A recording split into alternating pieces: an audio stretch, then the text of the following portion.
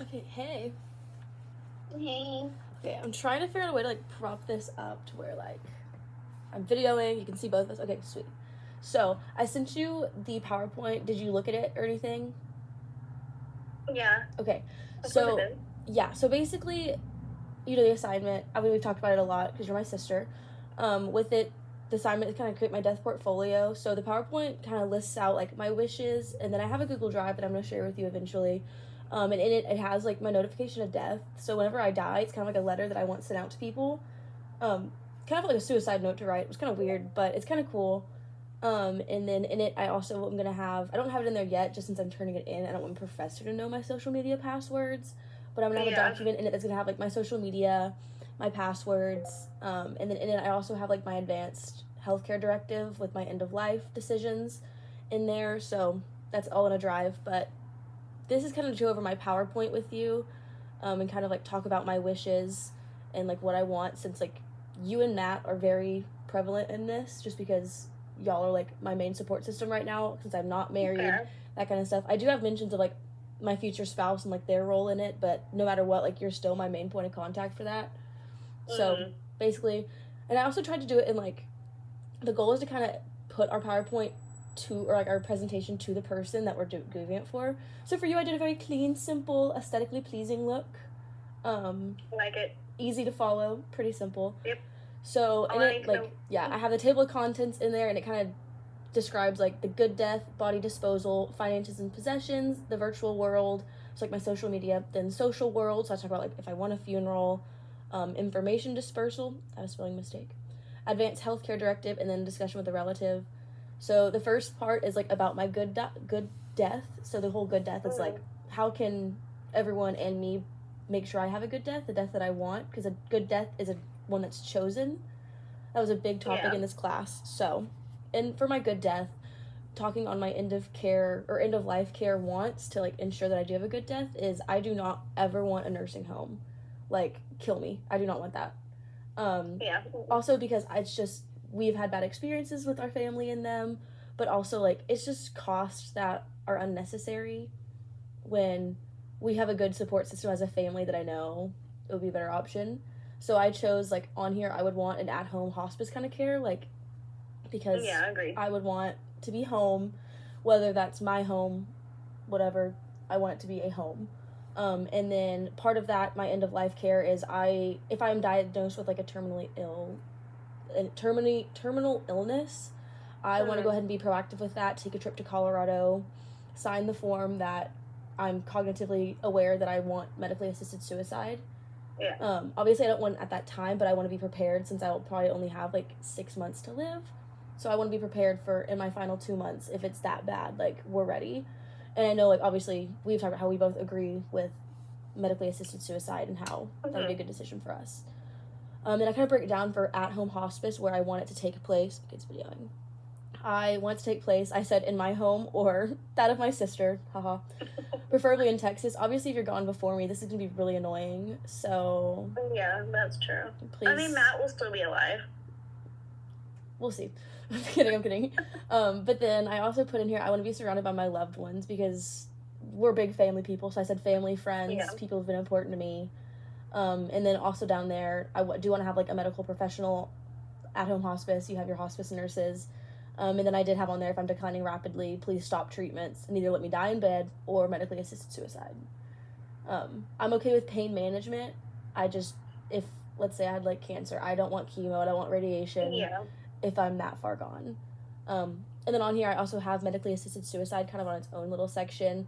I have that when I'm diagnosed, I'll visit Colorado. And in there, I also hyperlinked the clinic that has a lot of good information about it. They have all the forms on there, and it's also the clinic that I'd prefer to choose it through. Yeah. And then I have on there, I want to follow through once I'm 100% bedridden, not coherent, and my cognitive abilities have dwindled. The next up is my body disposal. I know I've talked about that with you and Matt, or me and Matt had a big conversation about it the other day Yeah. because he was like, wait, that's such a cool idea. So on here, I do want my body to be donated to science. I have the exact program listed on here. So Texas A&M actually have the program. And what's cooler than donating my dead body to A&M? Thanks and Gig'em. That's such a diehard A&M thing. Right? So I have that linked on here, and it also has like all the forms, information, the right contacts. And this choice, I chose this because it guarantees that no matter what, even if I don't get to make a difference when I'm living after my death, I'm still giving something back to the world that was good to me. So I have that on there. And then I do have my backup plan on here just because there are certain criteria that you might not be able to donate your body to science. Whether, like, if I was murdered, you can't donate your body to science. So I have my backup plan, and if I don't meet the requirements, I do want to be cremated. The cost is around $700, so I'm going to have a plan. Obviously, once I'm in adulthood, have a career, I'm going to have kind of like my death fund so that if I can't donate my body to science, that money could be used to that, because I don't want that burden to be on you, my spouse, anybody else. I just want to have it secured. And then I also have no need to bury my ashes or buy an urn, none of that shit. Sorry. None of that. My bad. But I want my loved ones to decide where they want to spread my ashes based off of what reminds them of me. I mean, for you, it could be in our orchard or out on our farmland. Like, that might be where you think of me most, or even back out at the pond or whatever, or go to Yellowstone because we had a great time there. You know, I want it to be individualized to the people. I mean, like, my A&M friends, like Brooke and Halen and Kylie, and my roommates, Kylie, Becca, and Sandy, they might want to spread my ashes at Kyle Field, man. You know, like, I want it to be something that's kind of, like, unique to the life that I lived with those people. And I don't, but also, it's also to release the burden of having to have the sisterhood of the traveling urn. Like, like, it's kind of hard to decide who has the urn, obviously. We know where it would go, but I already have one. So on the next slide, it's kind of going over my finances and my possessions. So for the possessions that I have at the time, obviously right now it's like little knickknacks, decorations, that kind of fun stuff. But obviously when I'm older, I'm going to have more. I want my spouse and or my children to have first pick of all the items they want, just because they're my spouse, my kids. And then for my finances, I would like to have them invested into funds for my kids and or my grandkids, depending on, like, how old I am when I die. Like, obviously, if I die and my kids are already out of college and whatnot, it wouldn't be as beneficial for them. However, my grandkids, it could be really great for them to have that fund to help alleviate burdens and stress like I'm going through as a college student, paying my own way. And then I said, if I have neither, so no spouse, no kids, no grandkids, everything goes to you and your family. So you, Matt, Violet, the other little chitlins, Bevo, Littles, the ones to come. My fur baby. Yeah. And then also on this one, since it's a possession, I covered my, like, technology and, like, cellular devices. Smart. With that, my computer, wipe that shit and give it to somebody or sell it. Use it yourself. I don't care. I don't have anything to hide. True. Like, I have a lot of pictures, and so I do have that. I want all my pictures backed up into a drive, just because I love taking pictures. I have so many silly pictures of random memories that we're picture people. I feel like people could get a laugh out of. They could reminisce on the good memories spent. So I have that. I want them to be on a drive. And then on here, I did say that I want Matt to be the one to go through my devices, just because for you, I think it could be harder to go through all the pictures at the moment of my death. And obviously it would be hard for Matt, but I feel like he could compose himself a little bit better with it. And also he's kind of going through it a little bit more now, so he might understand it better. So I do have that. I want Matt to do that. And then I did list on here that I do have my advanced healthcare directive, you as my executor, and with that's my end of life decisions guide. So in that, it kind of details, like, what medical facilities I want to go to. I did put the, like, number one hospital, Baylor Scott and White kind of family. In there, I do have, what else did I have? I had no nursing homes. I had at-home hospice clinics, and then I also had, like, a rehabilitation clinic. So, like, if I'm sick with something that I could possibly recover from and I'm not to the point where I'm old and decrepit, I would want to go to a rehab facility to try to get better and then go home. And then lastly, I did have, like, a note on here that my spouse, children, and my sister's family are the ones chosen to receive my items, as they're the ones who would benefit most and would cherish it and appreciate it more than anybody else. So no matter what, like, you are my priority. You guys are. So I made that, like, a note on there. The next is the virtual world. So, as we know, I'm very active on social media. I have a feeling that's not going to go away with my age, because I'm going to be the main soccer mom. You know, I'm going to be like, look at my kids, their first steps, all of that stuff. And so I think of my social medias as kind of like a time capsule of my life, all my good memories. Yeah. So whenever I do die, I don't want them to go away. So I do have each, like my Facebook, Instagram, and Snapchat. Those are the only three I really use. For my Facebook, there's an option where you can turn it into a memorial page. Mm-hmm. And so that's what I would want to do done with my Facebook, because I do have so many good memories Okay. on there.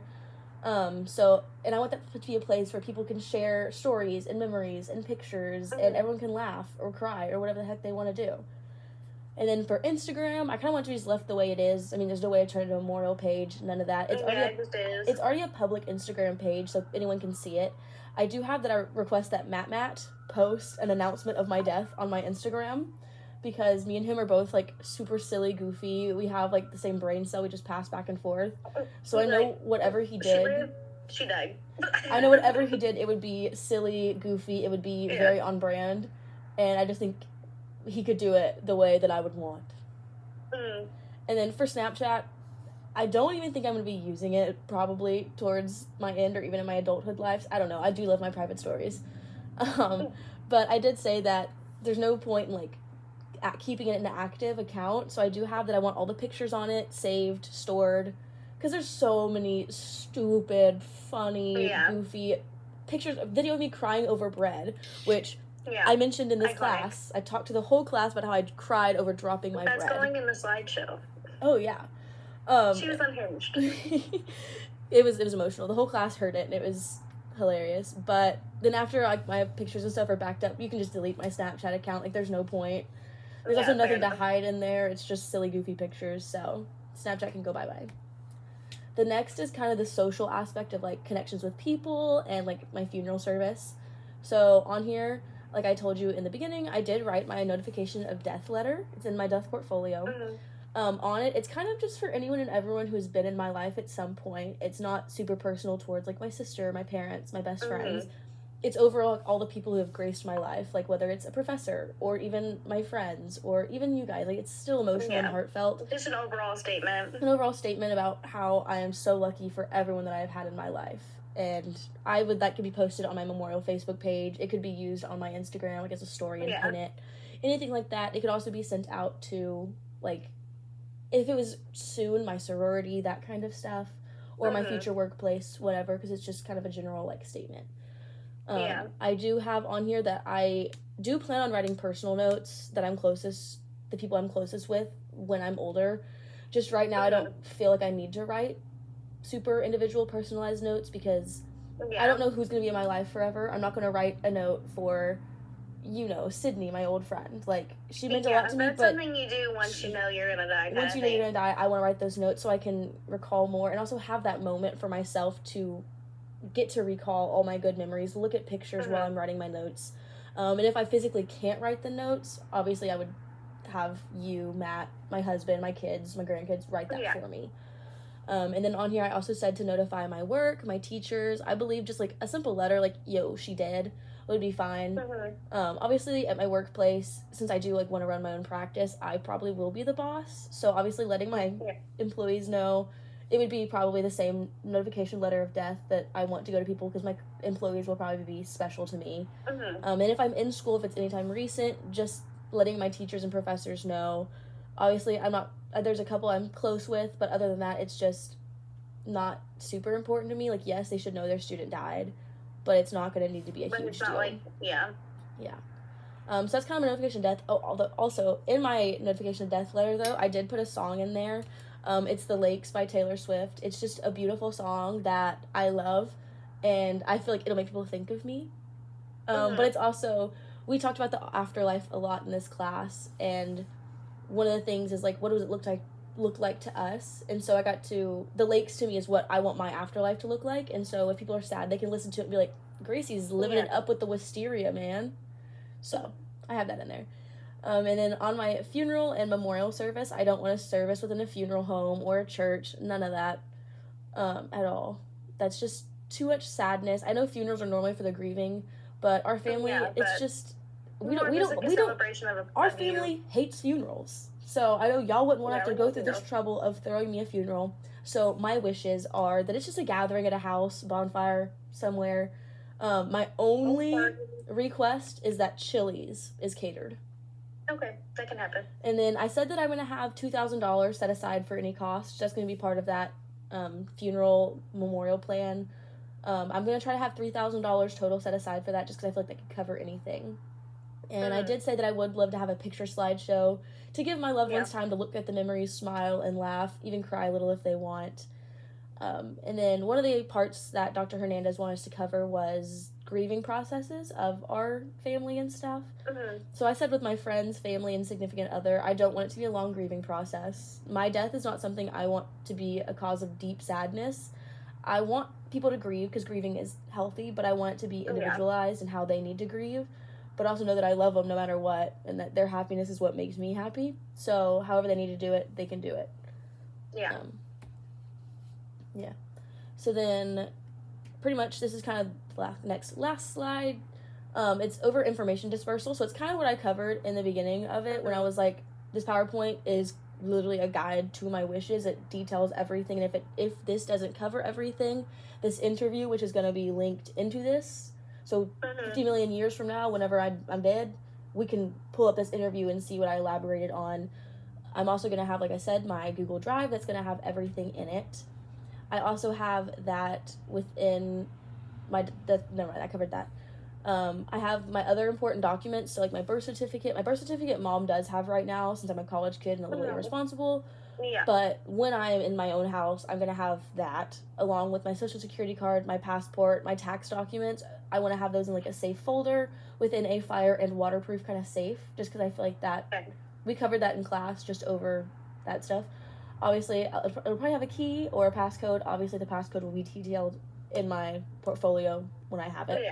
And then the last point that I have made clear throughout the whole thing, but I just want it to be known. I have my sister Wendy, brother-in-law Matt, and spouse are the ones in charge of executing my plans, just because I trust y'all the most,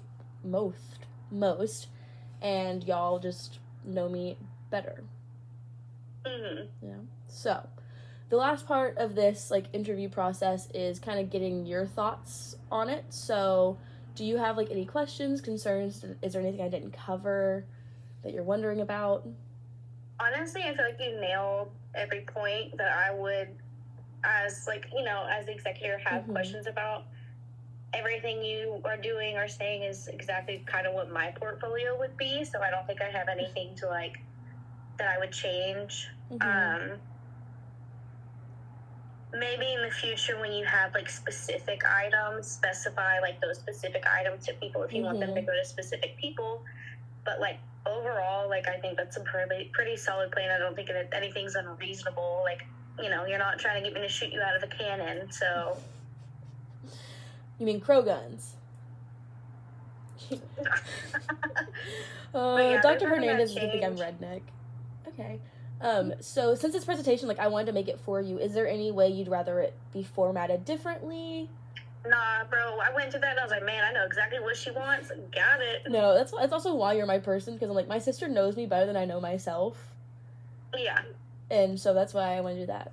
I know what your verbiage means. I know exactly what you'd want. I did also put a silly, goofy picture of myself on the last slide.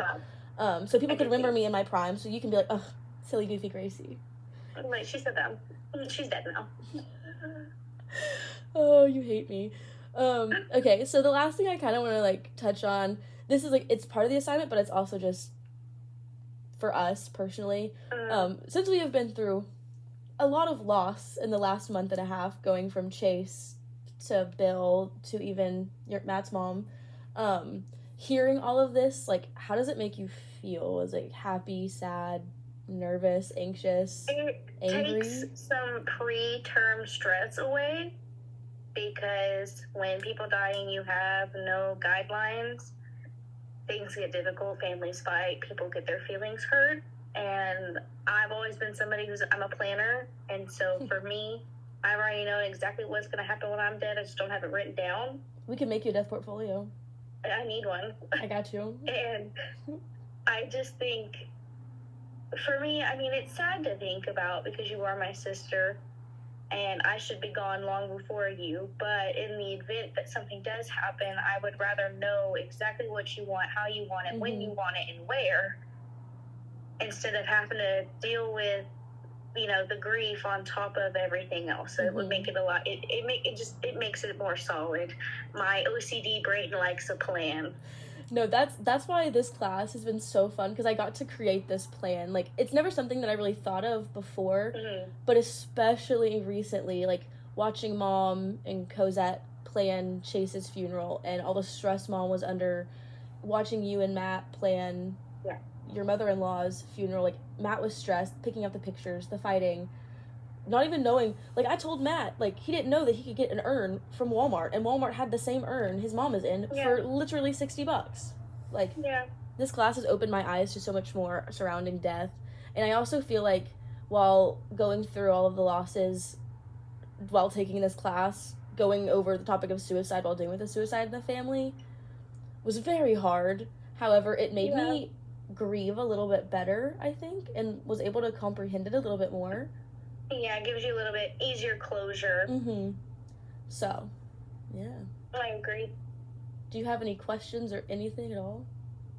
Not really. You nailed all the things I'd have questions about. Let's hope I get an A. I really need it. Okay, I gotta go back to work. Okay, I'm gonna stop the video.